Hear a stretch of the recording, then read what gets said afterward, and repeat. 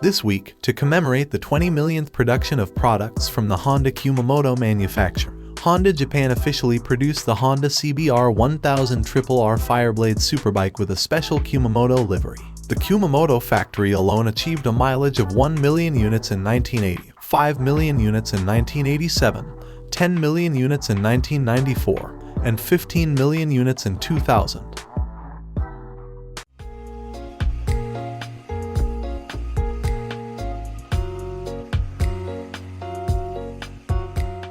The CBR 1000Rr-R itself uses the same graphic design base as the product variant with the HRC red, white, blue color graphics. However, in this Kumamoto special, the coloring is replaced with a combination of silver, red, and black with the addition of details made in Kumamoto on the front cowl on the side.